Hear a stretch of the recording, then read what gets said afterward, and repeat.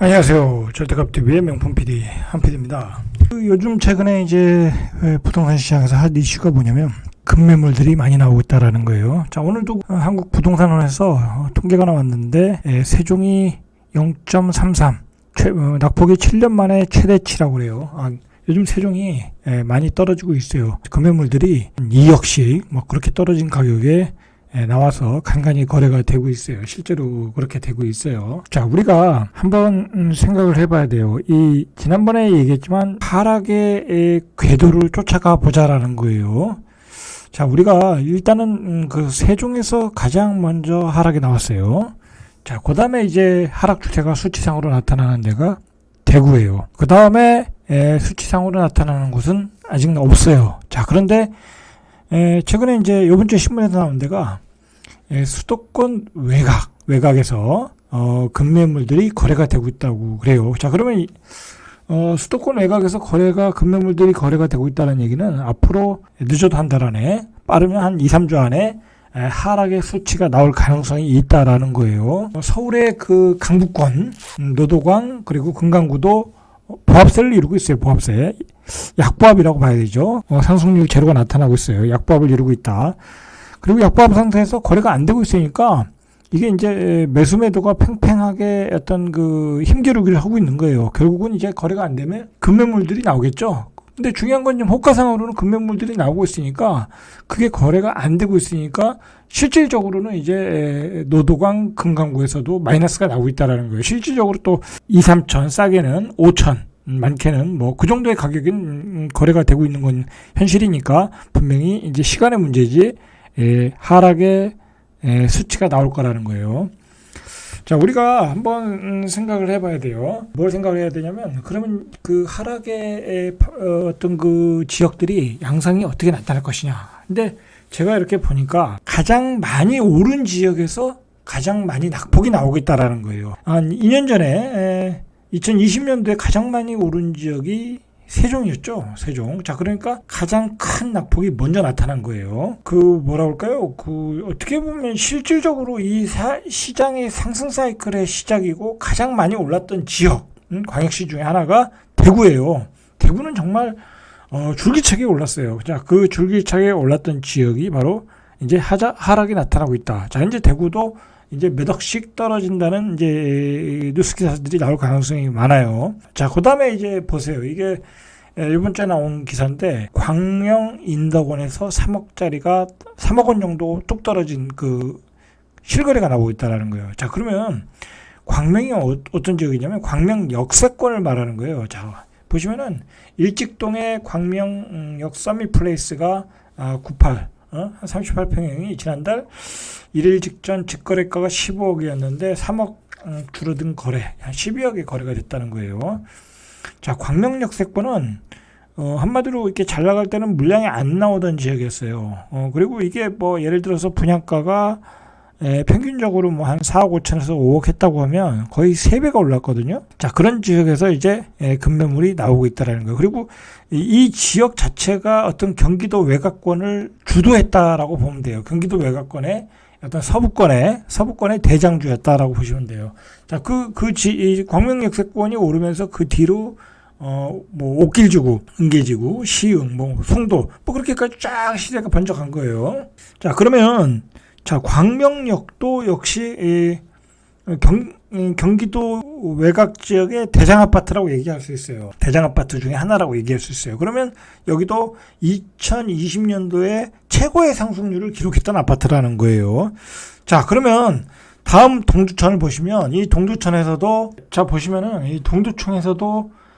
지행동의 대방 로블랜드 8단지에서 보시면은 2억 8천에 9월 달에 거래됐는데, 자, 10월 달에 1억 6,500. 자, 이제 그래프를 보시면 거의 과거의 가격으로 금매가 거래가 된 거예요. 자, 그 다음에 역시 마찬가지로 지행동의 부영 1단지도 2억 6,500 11층. 자, 뭐 밑에 거는 뭐 경매니까. 자, 그 다음에 그 직전에 거래된 게 3억 2천이에요. 그러면 이게 얼마 떨어진 거예요? 6천 정도가 떨어진 거죠. 이거 뭐 이렇게 되면 이거 뭐 25% 이상 떨어진 거잖아요. 자, 그 전 가격으로 떨어지고 자, 이렇게 가격이 동두천에서 떨어지고 있다. 이 동두천도 역시 가장 핫한 지역이었다라는 거예요. 2021년도 초기에 이 지역이 왜 핫했냐면 조정지구로 규제가 없었어요. 규제가 안 된 지역이다 보니까 풍선 효과로 어떤 그 투기 세력들이 많이 들어갔다라는 거죠. 들어가면서 그 지역의 가격이 급등을 했어요. 공통적으로 지금 집값이 급락하고 있는 지역은 가격이 그동안 급등했던 지역이라는 거예요. 그러니까 그 지역의 어떤 투기 세력, 어떤 투자로 들어가신 분들이 급매물로 내놓고 있다라는 거예요. 5월 달부터 정도는 얘기를 했으면 조심해야 되겠다. 정부의 정책이 먹혀 들어갈 수 있다. 그리고 정부의 대출 규제, 세금 폭탄으로 인해서 결국은 외곽 지역에 있는 집들은 매물이 많이 나올 수 있다. 그리고 그걸 팔고 똘똘한 채로 가는 현상이 뚜렷하게 나타날 것이다라고 이야기했어요. 뭐 요즘 그대로 나타나고 있죠. 자, 그런데다가 지난번에 얘기했지만 이 대출 규제를 본격적으로 하니까 말 그대로 9억 이하의 아파트, 뭐 12억 이하의 15억 이하의 아파트죠. 15억 이하의 아파트들은 실질적으로 거래하기가 힘들어졌어요. 뭐 분양받은 아파트에 대해서도 잔금 대출도 막아버리는 상황이니까 이건 뭐 거의 어떻게 보면 주택시장의 어떤 계엄령 선포나 마찬가지였어요. 뭐 그런 상황에서 당연히 집값은 잡히는 건 당연한 거예요. 자, 우리가 요걸 한번 생각을 해봐야 돼요. 그동안 이렇게 집값이 급등하는 와중에도 분명히 많은 전문가들이 많은 유명한 전문가들이 집값이 오른다, 오를 수밖에 없다 내년에도. 자, 그렇게 얘기했는데 지금 급매물이 나오면서 시장이 조금 분위기가 급격하게 냉각이 됐어요. 그런데 그 전문가들의 이야기들이 예측들이 결국은 뭐 틀렸다라는 얘기가 아니에요. 제 얘기는 뭐 이렇게 해서 폭락으로 간다 그 얘기가 아니라, 자, 문제는 뭐냐면 전문가들은 이게 전세 가격과 공급량만 가지고 주로 그것에 의존해 가지고 어떤 가격 예측을 하거든요. 시장의 어떤 유동성을 가지고 얘기하는 거예요. 그 세 가지 정도. 자, 그런데 보세요. 결국은 시장의 유동성은 꼭지를 잠가버렸어요. 지금 이건 뭐 서서히 잡는 걸 테이퍼링이라고 그러잖아요. 우리가 이건 테이퍼링 수준이 아니라 그냥 잠가버렸어요. 분양받은 사람들 그 잔금 대출도 못하게 하는 시장이니까. 그러니까 사람들이 무서워서 집을 못 사는 거예요. 구축도 대출이 안 나올까봐. 뭐 신축도 지금 뭐 안 나오는 판에, 예? 뭐 그렇다고 신축을 그냥 청약을 안 받는 건 아니지만, 자, 그런 상황이죠. 그러니까 유동성은 분명히 줄어들었고, 자, 그리고 두 번째로는 정부가 금리를 올려버렸잖아요. 두 번씩이나. 2.5%의 금리가 5%대의 금리까지 갈 수 있다고 생각을 하니까 매매를 할 수가 없는 상황이에요. 이 가계소득은 적고 이자는 많이 내야 되고 하니까 도저히 할 상황이 아니라는 거예요. 자, 그러니까 또 안 되는 거죠, 거래가. 자, 그러니까 남은 것은 뭐냐면 전세가격 급등으로 인한 전세 수요의 매매 수요로의 어떤 전환, 이전. 자, 그거로 인해서 가격이 이제 급등할 여지가 있다라는 얘기예요. 이제 일부 전문가들 이야기로는. 자, 그러나 이게 도저히 매매를 할 수가 없는 상황이 돼 버렸어요. 문제는 도저히 그 매매로 옮겨갈 수 없는 상황. 일단 이자가 많이 나오니까 그것도 안 되고 대출도 안 되고 거기다가 또 DSR 적용해서 자기 소득에 대비해서 대출이 나오니까 도저히 연끌해서 살 수 없는 그 대출 규제를 정부가 만들었다라는 거죠. 자, 그런 상황에서 이렇게 급락이 나오고 있다라는 거예요. 자, 급락이 나오는데 그것이 가장 급등한 지역에서 나오고 있다라는 거예요. 자, 그런데 지금 대구, 세종을 빼고는 나머지 기타 지방에서는 아직도 어떤 급격한 하락은 안 나타나고 있어요. 하락이 안 나타났다고 해서 문제가 되는 게 아니라 곧 하락이 나타날 수가 있다라는 거예요. 지금 예를 들어서 지금 이제 돌아가는 상황을 보니까 대구, 세종이 먼저 빠지고 그다음에 나타날 게 경기도 외곽이라는 거예요. 경기도 외곽에 투자자들이 어마어마하게 들어갔거든요. 자, 그리고 요즘에 최근에 굉장히 역전세로 고생하는 사람들이 많거든요. 의외로 전세가 잘 안 빠져서. 그런데다가 전부 다 대출 끼고 거기다가 대출 끼고 전세를 놓은 사람들이라 그 전세를 상환을 못 해줘요. 나갈 때 대출 받아서 상환해줘야 되는데 그게 안 된다는 거예요. 그러면 결국은 급매로 나올 수밖에 없다라는 거예요, 지금. 자, 그래서 시장에 급매로 나오고 있고, 그리고 왜 그렇게 갑자기 15억짜리가 2억 빠진 가격이 나오느냐라는 거예요. 이건 뭐 간단해요. 생각해 보세요. 이 15억짜리가 잘해야 5억이지 않겠어요? 분양가가? 그럼 5억에 산 사람은 13억에 팔아도 8억을 먹고 파는 거예요. 그 사람 입장에서는. 그러니까 그 사람 입장에서는 급매도 아니야. 사는 사람 입장에서 15억 기준으로 볼 때 급매가 되는 거지. 그러니까 2억씩 툭툭 빠지는 거예요. 마찬가지예요. 이 동두천에서도 마찬가지고, 그동안 급등한 지역들, 뭐 경기도 외곽에서 경기도 외곽 같은 경우도 3억 5천짜리가 9억 가고 그러지 않았겠습니까? 송도도 마찬가지고. 자, 그러니까 다른 경기도 외곽 지역에서도 급격한 하락이 먼저 나타날 수 있다라는 거예요. 자, 이게 의외로 서울 경기도 외곽에서 먼저 나타나고, 그리고 서울 그 중저가 아파트, 자, 그런 시장에서 나타날 가능성이 많다라는 거예요. 그러니까 그동안 너무 많이 오른 지역부터 하락이 나타날 가능성이 있다라는 거예요. 자, 그러면 그 너무 많이 오른 지역이 어디겠어요? 제가 얘기했잖아요. 그 다음은 대전이다라고 분명히 말씀을 드렸어요. 대전이 거래가 안 돼요. 한 3개월 동안. 아직도 수치상으로 상승을 나타내는 거는 그 예를 들어서 5억대 아파트들, 아니면 3억대 아파트들, 그런 데에서 약간의 높은 가격에 거래가 되다 보니까 상승의 수치가 나오는 거지. 예를 들어서 8억대, 9억대, 10억대 올라가면 고가의 아파트 가면 거래가 안 된다라는 거예요. 자, 그런 점에서 이제 대전 같은 지역에서도 이제 하락에 나타날 수 있고, 예를 들어서 그 다음에 이제 부산 같은 지역, 부산도 많이 올랐거든요. 자, 그 다음에 울산 같은 지역, 자, 그런 지역에서도 하락이 나타날 수 있다라는 거예요. 자, 그런데다가 요번에 이제 대출 규제도 문제지만 정부가 종부세를 어마어마하게 때렸어요. 여러분, 그 종부세를 맞아보신 분들은 알겠지만 아주 상상 이상으로 때렸다. 거의 다주택자들은 지방에 있는 전세 끼고 전세 빼고 이제 전세 끼고 산 거니까 그 전세 빼고의 금액 그 정도의 금액이 날라갔어요. 그냥 한 1억씩 날라가는 거예요. 그러니까 지방에 있는 아파트 한 채가 날라가는 거예요. 다주택자들은. 자, 그러니까 어떻게 하겠어요? 지방에 있는 아파트를 팔 수밖에 없는 거예요. 지방에 있는 아파트를. 자, 그러면 그런 아파트를 팔고 결국은 이 사람들이 어디로 가냐? 결국은 똘똘한 한 채로 간다 이거예요. 간다. 그래서 지금 강남에서 아직 강남 핵심 지역, 강남 서초구, 대치동, 그런 지역, 아니면 잠실, 자, 그런 지역에서는 아직도 신고가가 나오고 가격이 호가가 버티고 있는 거예요. 팔고 그 지역으로 한 채로 옮겨 타고 있으니까 아직도 아파트 가격은 상승한다는 어떤 그 환상을 가지고 가니까, 자, 그래서 가격이 거품이 끼고 있는 거예요. 그래서 강남은 당분간은 버틸 수 있어요. 강남은 최고 마지막에 떨어질 가능성이 있어요. 예전하고 패턴이 틀려요. 정부의 규제가 지금 똘똘한 한 채를 만들어 놨으니까. 자, 저는 이제 한번 정리를 해보면 가장 많이 오른 지역부터 가장 많은 차익이 났으니까 그 지역에서 급매물들이 나오겠다. 그런 지역들은 또 대기 수요가 있으니까. 자, 그래서 제가 이제 말씀한 순서대로 하락의 순서가 나타나는데 경기도 외곽권이 생각보다 빨리 나타나는 것 같다. 지금 벌써 그 GTX C라인에서 나타나고 있다라는 거 아니에요. 자, 여러분, 이게 조금 더 얘기하면 이 GTX C는 계획만 확정됐지 언제 어떻게 우리가 그 편리함을 누릴지를 모른다는 거예요. 지금 이제 항상 아파트 가격이 오를 때는 그게 어떤 가격의 반영이 급히 되고 어떤 그런 가격이 오래 갈 것 같지만 가격이 차가워지면 사람들이 냉철하게 생각을 해요.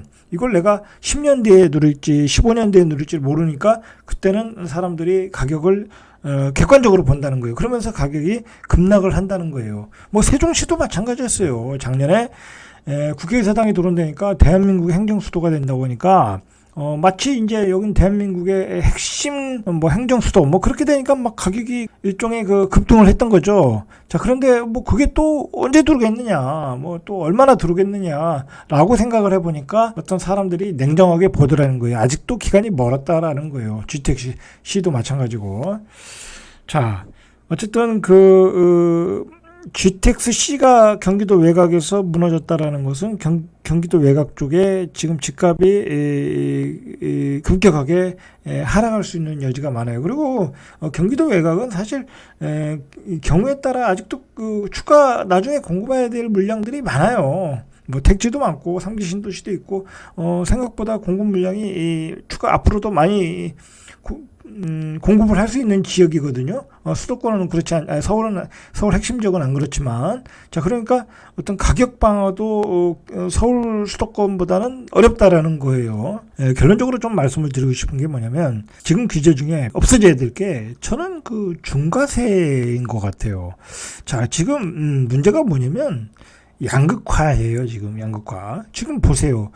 예를 들어서 뭐 경기도 외곽, 지방 막 폭락을 하는데 서울 강남만 계속 올라간다. 그러면 이제 양극화가 심해지는 거거든요. 그래서 뭐 지금 뭐 2분위 아파트와 5분위 아파트의 차이가 뭐 2.4배라고 그러지 않습니까? 양극화가 심화됐다는 얘기. 뭐 다주택자에서 중과세를 때리다 보니까 다주택을 못 하는 거예요. 이제 A급 지역 사고, B급 지역 사고, 지방도 사고, 뭐 그렇게 해서 이제 전월세 물량으로 공급을 했잖아요. 다주택자들이. 뭐 그런 긍정적인 점도 분명히 있어요.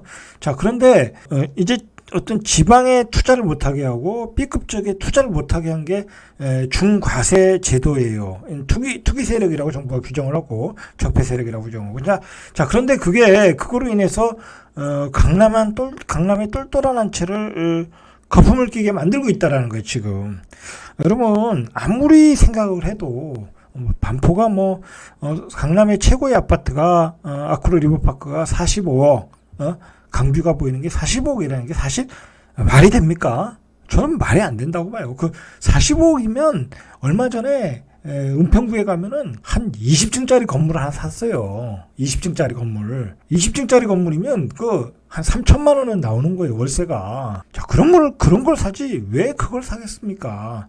그건 이제 정부의 어떤 규제, 어떤 다주택자에 대한 규제가 만들어 놓은 일종의 버블 현상이에요, 버블 현상. 이건 정말 명백한 버블 현상이라고 저는 보고 있어요. 이거는 규제가 만들어 놓은 버블이에요. 그러니까 이 중과세 제도라는 게 아주 좌파 정부가 만드는 중과세 제도라는 게 여러 가지로 아주 악폐를 만들고 있다라는 거예요. 어떤 사회의 양극화, 어떤 주거지의 양극화, 그리고 그 다음에 이제 다주택자들을 대한 금지를 만들어다 보니까 전세 가격이 장기적으로는 폭등할 수밖에 없어요. 공공에서 민간 임대를 공급하겠다고 호언장담을 했는데, 생각을 해보세요. 요즘 무슨 20평도 안 되는 아파트, 15평, 17평짜리 아파트를 그것도 최대치가 그래, 최대치가. 그런 아파트를 제대로 공급하는 것도 아니지만, 그런 아파트에 수도권 외곽에 신혼부부들로 살라고 하면 살겠습니까? 신혼부부들이 어떤 부부들이에요? 지금 한참 바쁠 때, 직장에서도 바쁘고, 집에서도 바쁠 때, 그 외곽에서 출퇴근할 시간이 어디 있겠습니까? 서울 도심에 살아야지. 그렇지 않겠습니까? 그 사람들 안 가요. 외곽까지 가서 18평짜리 임대 아파트에 살 바에는 서울의 도심에 역세권에 빌라 전세로 살지. 그걸 모르는 거야, 좌파 정부는. 자, 그런 계획들이 전혀 먹히지 않고 있더라는 거야. 실제로 그런 아파트에 대해서 사전 청약을 해도 미분양이 나잖아요. 임대 아파트도 아닌데 미분양이 나고 있고, 실제로 공공임대는 공실이고, 그렇다는 거야, 현실적으로. 자, 결국은 다주택자들이, 제가 다주택자들을 옹호하는 건 아니에요. 다주택자들에 대한 투기는 어떻게든 막을 방법을 만들면 돼요, 그거는. 그렇게 거래를 많이 하는 사람들에서 뭐 누진 양도세를 때리든지 그거는 또 따로 대책을 디테일한 어떤 규제 정책을 만들어야지 다주택자는 다 이게 적폐다 그렇게 하고 다 막아버리면 결국은 강남과 비강남의 양극화를 만들어버리고 일반 중산층들 뭐 대한민국에서 살면서 강남에 살고 싶지 않은 사람이 어디 있겠습니까? 그렇지 않겠어요? 내가 돈 벌어서 애들 강남에서 키우는 게 대한민국 사람들의 꿈 중에 하나잖아요. 그죠? 근데 그걸 다 막아버렸다라는 거예요. 막아버렸다. 높은 가격도 문제지만 그 높은 가격에 사도 너무나 큰 종부세에 들어갈 수도 없는 세상을 만들어 놨다라는 게 이번 정부의 어떤 실패작이라는 거예요. 그러면 이 다음에 나올 정책들은 이걸 풀어야 돼요. 이 임대주택을 어떤 주택의 공급을 공공이 책임을 지겠다. 그것만큼 꿈 같은 얘기가 없다라는 거예요. 꿈 같은 얘기. 그러니까 중형의 아파트 뭐 그런 아파트를 공급하겠다고 하는데 그거 어느 세월에 공급하고 있냐고. 어느 세월에. 지금 아파트 가격은 이렇게 폭등을 하고 임대 가격은 폭등을 하고 있는데 그런 정책을 하다 결국은 실패할 수밖에 없다라는 거예요. 시간 싸움에서. 결론적으로 뭐 어떤 양극화의 문제는 우리가 다음에 한번 다뤄봐야 되고 너무 심각한 문제니까 규제 철폐를 하지 않으면 이 양극화는 더 심화될 수 있다라는 걸 한번 지적해 보고요. 그 다음에 결론적으로 지금 분명히 하락은 번져가고 있다. 급속도로 번져가고 있는데 생각보다 경기도 외곽 그 골든 라인 GTX C 라인에서 그런 하락의 신호가 급격하게 나타나고 있다라는 것은 경기도 쪽에서 일어났다는 점에서 크게 확산될 수 있고 그게 이제 지방의 아파트까지 크게 번질 수 있다라는 거예요. 그러면 전체적으로 서울, 경기도 그 다음에 지방까지 하락 추세로 다 간다고 하면 경기가 어떤 부동산 경기가 급격하게 냉각될 수가 있어요. 그러다 보면 그것이 또 어떤 경제 문제가 또 될 수도 있거든요. 자, 그런 문제까지 정책 위반자들은 좀 생각을 할 필요가 있을 것 같아요. 자, 오늘은 이상 여기까지 절대감 TV의 명품 PD 한 PD였습니다.